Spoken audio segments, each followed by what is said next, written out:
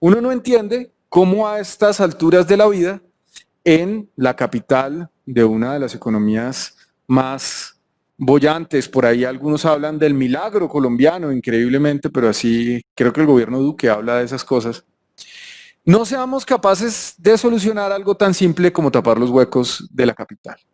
Eso es una cosa realmente sorprendente, pero así es. Y efectivamente, pues ha sido una labor que se ha quedado coja en todas las administraciones prácticamente que ha tenido esta ciudad. Yo creo que hasta Gonzalo Jiménez de Quesada era incapaz de tapar los huecos que tenía enfrente de la fundación. Esto es una cosa que ya se ha vuelto pues casi que algo normalizado en Bogotá, y es que los bogotanos hemos aceptado el pésimo estado de la malla vial. Me parece muy interesante también que nos preocupemos por la ruralidad, por supuesto, pero pues es realmente bastante ingenuo creer que si no hemos sido capaces de tapar los huecos de la ciudad consolidada, pues a la administración le va a interesar ir a tapar los huecos en la vereda La Unión del Sumapaz. Eso no va a pasar. Eso claramente no va a pasar. Y hay algo que me parece muy importante, y es lo que mencionaba el concejal Galán, y es como esto también ha tenido que ver con la politiquería de algunos que, pues lamentablemente también utilizan este tipo de chantajes con la comunidad para hacerse elegir. Y voy a traer un recuerdo del año pasado. Justamente hoy hace un año tuvimos las elecciones en las que los 45 que hoy estamos aquí, pues ganamos. Y un concejal, pues ex concejal, ex representante a la Cámara, ex asesor de Peñalosa, padre de un youtuber muy reconocido, que es Samuel Arrieta, pues se quedó por fuera. Y justamente hace un año sacaban apedreado a un periodista porque el señor Arrieta estaba haciendo campaña con los ediles de Cambio Radical en la localidad de Fontibón, con la alcaldesa bueno, esa era del Partido Verde, pues era de Osman Martínez, con la alcaldesa de Fontibón pavimentando calles. Y eso sigue pasando. Entonces llegan y dicen, no, es que les vamos a hacer la caridad de pavimentarles la calle, pero voten por tal edil y por tal concejal. Eso es muy grave y eso debería dejar de pasar. Y yo sí espero que en esta administración de la anticorrupción, ¿cierto? En esta administración de la transparencia, eso deje de pasar y no veamos por ahí a pues la unidad de mantenimiento vial y demás en manos de la politiquería. Esta discusión sobre la recuperación y el mantenimiento de la malla vial tiene que ir mucho más allá de esos instrumentos que, pues acertadamente la concejal Marisol señala y subraya que deben tener los ciudadanos para comunicar con eficiencia dónde están las problemáticas. Esas acciones a corto plazo, por supuesto, y a pequeña escala, son importantes y son válidas y tenemos que estar pendientes de eso, pero tenemos que pensar en el largo plazo y sobre todo en cuáles son las razones. No solamente se trata de por qué la administración no es capaz de tapar los huecos, sino también por qué se da un deterioro de una manera tan acelerada. Nosotros pues tenemos que reconocer que en la administración anterior hubo una mejora, lo indican las cifras. No es tan espectacular como mencionaba la concejal Diana Diago, creo que aquí efectivamente todos tenemos cifras distintas, pero lo que yo tengo es una disminución del 37 al 24% en la malla vial en mal estado. Y eso es un buen número, bajó del 37 al 24, pero resulta que la malla vial en buen estado no mejoró de la misma manera. La malla vial en buen estado pasó del 43 al 47%. Entonces, ¿qué pasó aquí? Pues que no, el deterioro de la malla vial fue a un ritmo más acelerado que la capacidad que tuvo el distrito de mejorarla. Asimismo, pues podemos concluir que no estamos utilizando los instrumentos y los métodos adecuados para mantener ese equilibrio entre el deterioro de la malla y la capacidad que tenemos de repararla. Y entonces aquí hay un factor que es sumamente importante, y es cuáles son los factores que explican ese deterioro acelerado de la malla vial para que pues dejemos de limitarnos a reaccionar al problema y podamos estar adelante de eso. Y una cosa que tiene mucho que ver aquí con el secretario de Movilidad que no nos acompaña es pues cuáles son las razones para eso. por dónde pasan vehículos que probablemente no deberían pasar. ¿Y qué vehículos son? Y yo aquí, señor director del IDU, creo que usted es ingeniero, entenderá perfectamente lo que le voy a decir.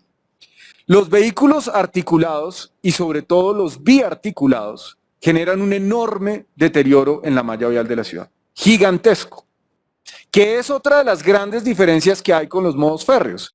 Si ustedes tienen un tranvía, por ejemplo, lleno de gente, con la misma cantidad de gente que podría transportar un biarticulado, pues las cargas de ese tranvía se distribuyen sobre un riel de manera uniforme, mientras que en el caso del biarticulado se concentran en unos puntos que son, pues, los puntos en los que se apoya el vehículo sobre el pavimento. Eso es básicamente una cizalla. Todas esas cargas recaen sobre un punto y eso aumenta el deterioro de la malla vial. Y yo aquí, pues, tengo que traer una reflexión que he traído muchas veces, y es que esa imposición de los modos de transporte en Bogotá tienen que ver con una industria gigantesca que ha sido, pues, la que le ha dado en buena forma al mundo en el último siglo, y es la industria del petróleo. El asfalto, estimados colegas y funcionarios de la administración, proviene del petróleo. Muy buena parte del pavimento que se utiliza en las calles, no solamente de Bogotá, sino del mundo, pues es un derivado del petróleo. Como es un derivado del petróleo los neumáticos que utilizan los miles de buses que tenemos en Bogotá, como es un derivado del petróleo el combustible que utilizan los miles de buses que tenemos en Bogotá, que ya ni siquiera tenemos dónde parquearlos, porque les recuerdo que esta Bogotá es la capital mundial del bus, la mayor vitrina de Volvo, sin duda alguna. Así que aquí también tenemos que preguntarnos por qué insistimos en mover a la gente en Bogotá en buses. Eso también cuesta y eso hay que analizarlo. Entonces, pues la Secretaría de Movilidad debería estar acá. En los últimos 20 años, básicamente se ha duplicado el parque automotor en Bogotá. El número de vehículos ha aumentado exponencialmente a pesar, fíjense ustedes aquí los que celebran Transmilenio, los colegas que lo han defendido tanto, a pesar de que llevamos 20 años invirtiendo en un transporte público masivo que en mi opinión es mediocre, es costoso, es un negociado privado, pero a pesar de esas inversiones, el crecimiento del parque automotor no para, no se detiene. Y aquí es, por ejemplo, cuando yo también entro en una honda contradicción con quienes ingenuamente piensan que los vehículos individuales se pueden detener por decreto. Aquí la única solución, pues, es darle forma a un verdadero sistema de transporte público, ojalá por debajo de la tierra, para liberar ese espacio en superficie y hacer otras cosas con él.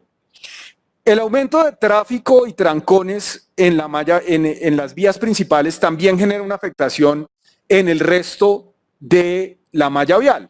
Cuando hay un trancón, inevitablemente, y más ahora, señor secretario del IDU, que existe Waze, ¿cierto? Eso también influye. Waze le dice, perdón, me voy a dar un minuto más porque creo que se me acabó. No, todavía me quedan 2 minutos. Waze le dice a usted por dónde evadir el trancón, pero a Waze no le importa por dónde lo mete, simplemente le da el punto más, el camino más corto entre un punto y el otro, el camino más rápido, ni siquiera el más corto. Entonces, eso inevitablemente hace que miles de vehículos se desvíen de las vías principales para meterse en las vías de los barrios residenciales, que hoy son las que presentan el mayor nivel de deterioro. Así que esto también es un problema y yo le pregunto aquí a la administración cómo busca mitigar ese aumento en el tráfico para prevenir el deterioro de la malla vial y cómo va a responder a esos cambios tecnológicos que hacen que cada vez más automóviles entren a los barrios. Finalmente, y ya termino con esto para no excederme del propio tiempo que me di como presidente, hay un tema que es muy importante y es el de las aceras. Si bien muchos viajes se realizan a pie y la alcaldesa habla de la ciudad de los 30 minutos y pues repite un poco esta teoría que yo creo realmente que la alcaldesa no tiene muy clara, pero la repite y dice que Lagos de Torca va a ser una ciudad de los 30 minutos, pero aquí tiene que haber una inversión real, concreta y un compromiso serio de esta administración con mejorar la calidad de las aceras en la ciudad para por supuesto, promover que las personas se desplacen a pie. Nunca será lo mismo, nunca es la misma percepción la que se tiene de una ciudad cuando se va en un vehículo a alta velocidad que cuando se camina o cuando se va en bicicleta, por supuesto. Y deberíamos privilegiar también al peatón.